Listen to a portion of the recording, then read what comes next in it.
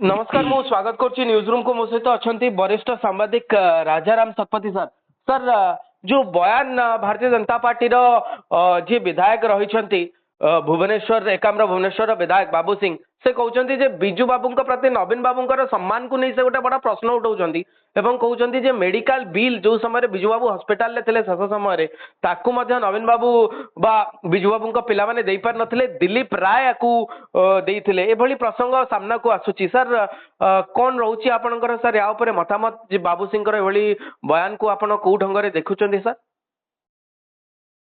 बाबू सिंह गोटे नुआ कथा किसी कही ना किंतु आधार अनेक कथा सी कहते जे मेडिकल बिल जो दबा कथा से कथा उठे से कौन कहते जे विजु पट्टनायक चलीगला नवीन पट्टनायक लंडा हाँपाई अराजी होते देखो यही सब घटना प्रति साधारण लोकंर किसी एक्सेस ना बाबू सिंह हे तो जो जब विजु जनता दल थे जो समय विजु पट्टनायक चलीगले हे तो ये कथा जना एवं से सविशेष बरणी से कौ प्रमाण तथ्य प्रमाण आधार रे कथा कहते पचरा जाई पारे एक नंबर दुई नंबर कथा एक किसी नुआ कथा नुहे जहाँ केतकांश जहाँ से कहते कहीं ना सारा ओडिशार लोक समस्ते जानते जे विजु पट्टनायक जितेबले क्षमतार थे इलेक्शन में हारीगले दल हारीगला तापर विजु पट्टनायक अनेक दृष्टिकोण से भांगी पड़ते बयस भी हो सेतबले से पाखे एक खाली एक समस्त समस्ते हुए तो जानती विजु पट्टनायक जब आसिले पॉलिटिक्स रे दल रे जिते लोग सब था से अधिकांश विजु पट्टनायक जेहेतु धनी लोक विजु पट्टनायक टंका नहीं से राजनीति करती विजु पट्टनायक जेबेठू राजनीति आसिले से तो आगे थे जड़े इंडस्ट्रियलिस्ट पैसा वाला लोक तेणु से जेबेठू राजनीति पाद देले दल एवं सांगे जिते लोक थे से विजु पट्टनायक सबू टंका सब टंका नहीं से सब राजनीति करती एक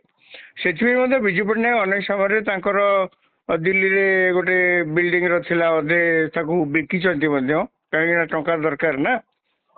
विजु पट्टनायक क्षमतार गले से समस्ते जानते ओडिशार लोक मैंने विजु पट्टनायक सबू कथा बर्तमान दिलीप राय बुझुंट यहाँ गोटे किसी नुआ कथा सी बाबू सिंह जदि कहते सी गोटे नुआ कथा किसी कहते नवीन बाबू पाखे विजु बाबू पाखे पैसा नथिला हॉस्पिटल रो बिल दवाई नहीं सेटा पैसा थिला कि नथिला सेटा तो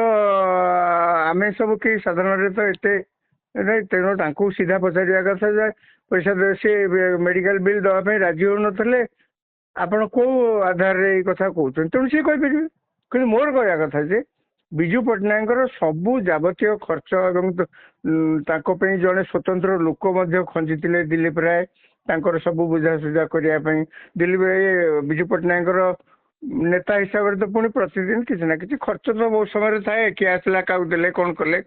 बहुत टंका न दे पारि था अलग कथा शेष समय कौन बिजू बाबू आर्थिक स्तर में दुर्बल हो जाते हाँ हाँ शेष समय बिजू बाबू आर्थिक स्तर में दुर्बल हो परिवार वर्ग कौन आर्थिक समस्या दे गति करते कि नवीन बाबू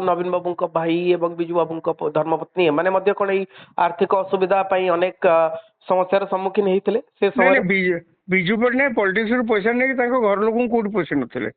मतलब तो से तेणु घर लोकों पाखे पैसा थिला कि नथिला सी तो आम से कथा किसी जानलु कि एक समस्ते जानते दिलीप राय पाखे से रोते दिलीप राय सब खर्च तुलाऊे दिलीप राय मेडिकल बिल मेडिसिन खर्च ठूँ आरंभ करते दिलीप राय देखाशुना करने दिलीप राय लोक खंजिकी रखते एक दुई जो विजु पट्टनायक देह ये भुवनेश्वर में खराब है विजु पट्टनायक को दिलीप राय दिल्ली रे नहीं घरे रखी जो सरकारी क्वार्टर से घरे रखी डाक्तर को से देखते हॉस्पिटलाइजेशन जब हेले देह बहुत खराब है दिलीप राय सब कथा से बुझुले किंतु गोटे सेकेंड कही रखे विजु पट्टनायक परिवार सहित ଏତେ ଏମିତି କିଛି ତାଙ୍କ ପରିବାର ଲୋକଙ୍କୁ କେହି ଲୋକ ଜାଣିନଥିଲେ, କେବଳ ତାଙ୍କ ସ୍ତ୍ରୀ ଜ୍ଞାନ ପଟ୍ଟନାୟକଙ୍କୁ ଓଡ଼ିଶାରେ ଯିଏ ଯେମିତି କୋଉଠି କିଏ ଦେଖିଥିବେ କାଁ ଭାଁ। ସେ ଯେତେବେଳେ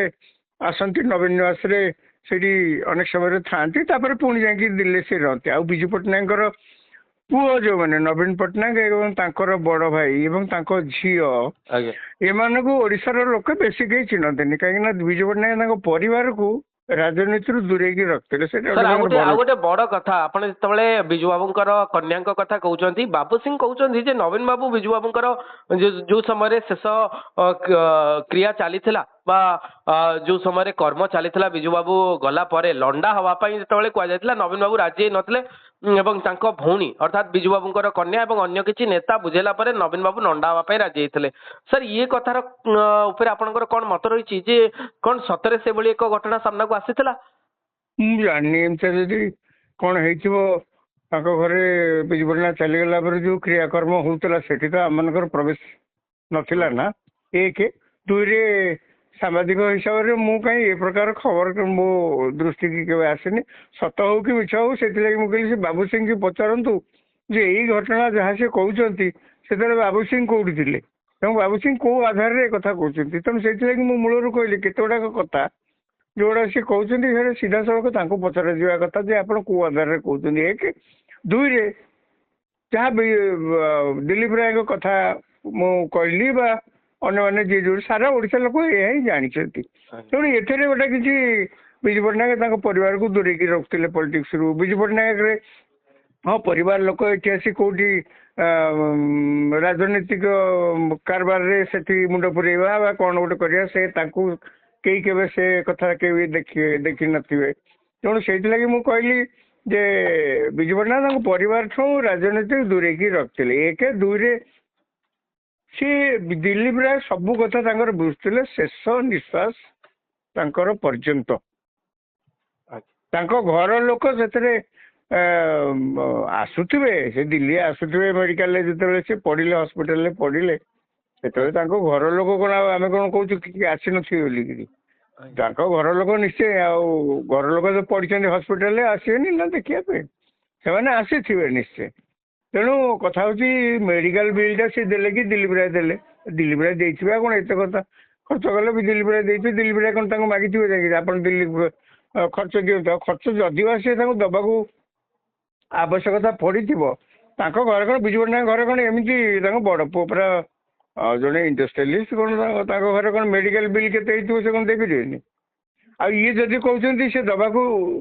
ଅରାଜି ହେଲେ, ସେ ଯଦି କହୁଛନ୍ତି ବିଧାୟକ କହୁଛନ୍ତି, ମୁଁ ଆଜ୍ଞା ସେ ବିଷୟରେ କିଛି ମୋ ପାଖରେ ଖବର ନାହିଁ। ଅରାଜି ହେଇଥିବେ ମୁଁ କାହିଁ ଭାବୁନି। ଏନିୱେ ତାଙ୍କୁ ଆପଣ ସେ ବିଷୟରେ ସଠିକ କଥା ପଚାରି ପାରନ୍ତି।